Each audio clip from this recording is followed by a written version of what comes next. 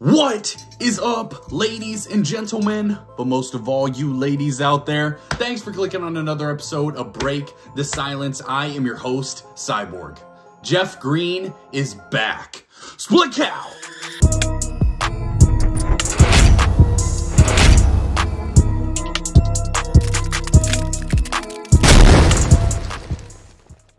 What an electric basketball game between the Denver Nuggets and the Dallas Mavericks. A game that the Denver Nuggets won 118-109 to make themselves first place in the Western Conference by 5 games heading into the All-Star break. Tonight was so impressive from the Denver Nuggets, and we're going to break down why, because we got some massive performances from some guys that really had to step up, as Jamal Murray, Aaron Gordon, Reggie Jackson were all not playing tonight. Obviously, in the Dallas Mavericks side, there was no Kyrie Irving or Tim Hardaway Jr. tonight, but I was still highly impressed by what the Denver Nuggets were able to do and what they've done all season long. And this is a team that needs talked about, because when I watch the media every day, the Denver Nuggets are the most disrespected team in basketball. Colin Cowherd, one of the godfathers of sports talk, had the Denver Nuggets as the 6th ranked team in the Western Conference behind the Los Angeles Lakers. That I've said time and time again, the Lakers are no good. This Denver Nuggets team is #1 in the Western Conference. They're #1 in offense. They're #1 in three-point percentage. They have the MVP. They just got better at the trade deadline. And they have a couple other guys that are playing like all-stars. I am not sure what the Denver Nuggets have to do to earn their respect, but they're just going to keep winning night and night again. And I'm going to be the only one here sitting here giving them their respect. Because to be honest with you, someone's got to do it. I'm the guy. The Denver Nuggets tonight won 118-109 on the back of one of my favorite players, Jeff Green. And I'll get into why that is here in a second. Before we start into the breakdown of the game, take a second to subscribe to the channel. We're up over 1,000 subscribers and we are growing quickly and we're grinding a lot. So if you could take a second to subscribe to the channel, it would be greatly appreciated. So tonight, Nikola Jokic, the guy that will probably win the MVP this year, right now is #1 in the MVP race, had an MVP, had another triple-double, his 21st of the season. And this is something that we see from Nikola Jokic night after night. It's truly unbelievable. He's averaging a triple-double for the season.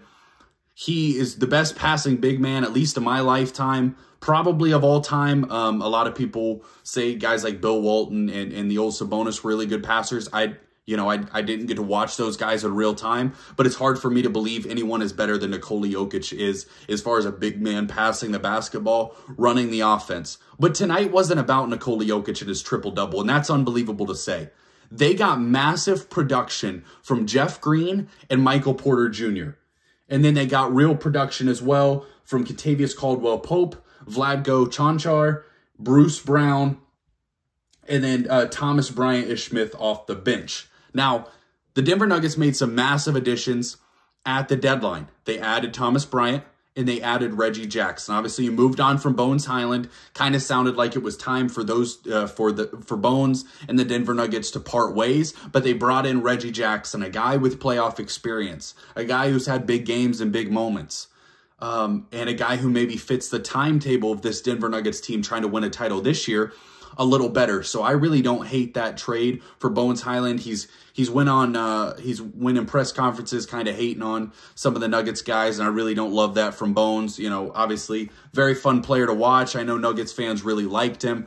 But as far as winning now, adding Reggie Jackson is a massive move. Thomas Bryant is exactly what the Denver Nuggets needed. They had an elite 5-man starting lineup, but what they needed was a backup big man. Obviously, DeAndre Jordan is there, but he's not a guy that's going to consistently give you production every night in the NBA, every night in a playoff series. So bringing in a guy like Thomas Bryant for when Nikola Jokic needs to get a couple minutes of rest a game will have so much value in playoff games. Tonight he had 8 points. Obviously only played 13 minutes, but 8 points, 5 rebounds. If you're able to get that little bit of production, he's efficient, pretty good basketball player. So I'm excited about those additions. But Jeff Green, so full disclosure, I'm a Boston Celtics fan. I have been since I was 7 years old. The Boston Celtics traded Kendrick Perkins for Jeff Green, and I was so excited about that addition. And there were times that I watched Jeff Green in his first year or two with the Boston Celtics that I thought he was going to be the next elite wing with LeBron, with, you know, what ended up being Kawhi, Paul George, Giannis Antetokounmpo, all the KD, all these great wings. I thought Jeff Green was going to end up in that class because he was athletic, he was aggressive in some games, he could defend, and he looked like everything that I wanted in a wing, and I was fully bought in on Jeff Green. And then there were just nights where he would score 6 points and you didn't really know where he was on the floor. And Jeff Green's career is kind of went similar to that. There are nights that he's still able to look like he could be an absolute stud in a lineup. And tonight he looked unbelievable. He was dunking. He was shooting the 3 ball. He's athletic. He had a nasty block.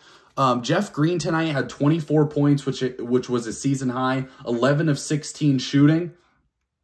And if you're able to get nights like that from Jeff Green, the value of having a guy that's maybe the 9th guy on your roster be able to come in and give you a 24-point night is unmatched, because there are going to be nights that Aaron Gordon's out. Jamal Murray's coming off that injury. There's going to be nights he's out. Michael Porter Jr. has dealt with injuries. There are a lot of guys that are going to take nights off, and having a guy that can come in and give you the production to get a big win against a Western Conference playoff team is massively important. And Jeff Green's one of those guys that I've went back and forth on. There's times where I'm like, oh, this guy's going to be the best player in the NBA. And then there's times where I'm like, what is this guy doing? I'm back on the Jeff Green bandwagon, and we're riding it out for the rest of the season.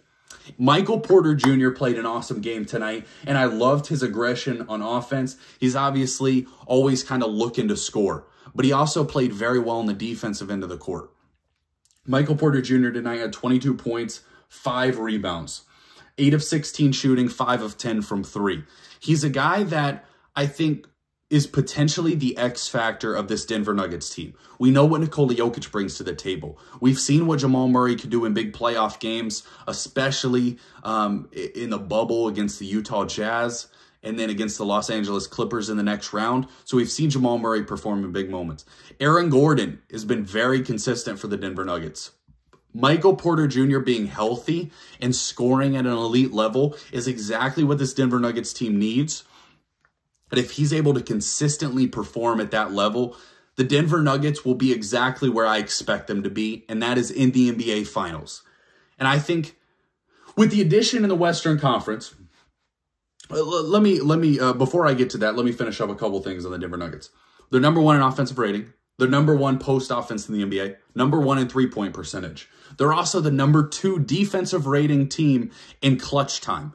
When you're looking for something to compare to the playoffs in the regular season, that crunch time, the final 5 minutes when the game's within 5 points, the Denver Nuggets are the number 2 defense. The game slows down, and it becomes a little more simulated to what the playoffs will represent. So we've seen the Denver Nuggets be able to get stops in big moments this regular season, and I believe that will be able to carry over enough in the playoffs to where their number 1 offense will be able to take over. The Western Conference obviously got better.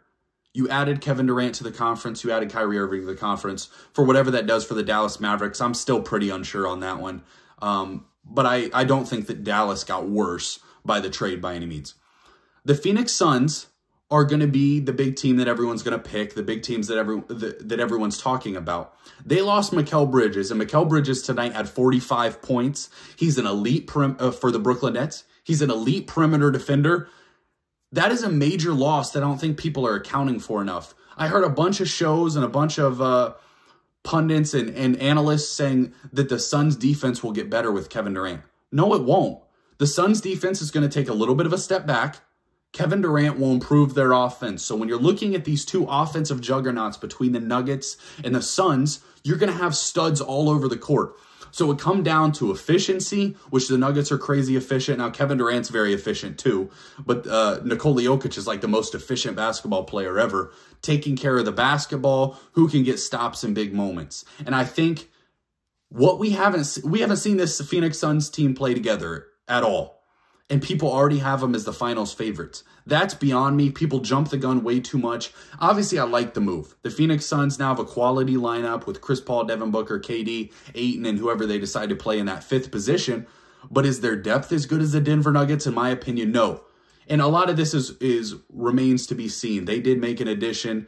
I I believe Terrence Ross is going over to the Phoenix Suns, so maybe he plays a role that's important. But this Denver Nuggets team, we got to stop overlooking them. I'm sick of it. I'm sick of turning on an NBA show and them talking about the 5 best teams in the league, and the Denver Nuggets never make way in that conversation. It's frustrating, it's wrong, and I think the Denver Nuggets are going to have an opportunity to prove a lot of people wrong heading into this playoff run. On the other side, the Dallas Mavericks, like I said, they fall to, they're tied for the 8 seed in the Western Conference heading into the All-Star break. That's obviously not where they wanted to be. The Dallas Mavericks have lost 3 games in a row. Kyrie Irving and Luka Doncic played 2 of those together. Obviously, Kyrie was out tonight. I have major concerns about that pairing of those 2. And I got in a conversation with someone the other day that said that Luka would be fine off ball. I simply don't know that we know the answer to that. We've never seen Luka play off ball other than in Europe when he was 16 years old. Maybe he played off ball. But in the NBA, we've never really had the opportunity to see him play off ball. And I think when you watch those first couple games, the way Kyrie and Luka played together, when Kyrie took the basketball and was making plays, Luka was just standing over on the wing and just saying, hey, you take your turn, I'll take my turn next play. And I don't know that you can efficiently and effectively win basketball games if that's going to be your form of offense. Obviously, we're going to give that time to work. We'll see what happens, especially post-All-Star break when the season really ramps up. We are going to keep grinding this show. Once we get past All-Star break, the season is nearing the part where intensity increases, playoff implications increase, and we start to see the lineups for each of these teams. So don't forget to subscribe to the channel. We got a ton more basketball breakdown. It's going to be really exciting. We have a ton of parity in the NBA this year. The Western Conference goes 6-7 teams deep with quality basketball teams. The Eastern Conference goes 5, maybe 6. It depends on how you feel about a couple of teams, but definitely 5 teams deep over there. A lot of good basketball being played, and I can't wait to continue to watch the season. So don't forget to subscribe. Appreciate y'all watching. Sabrogao.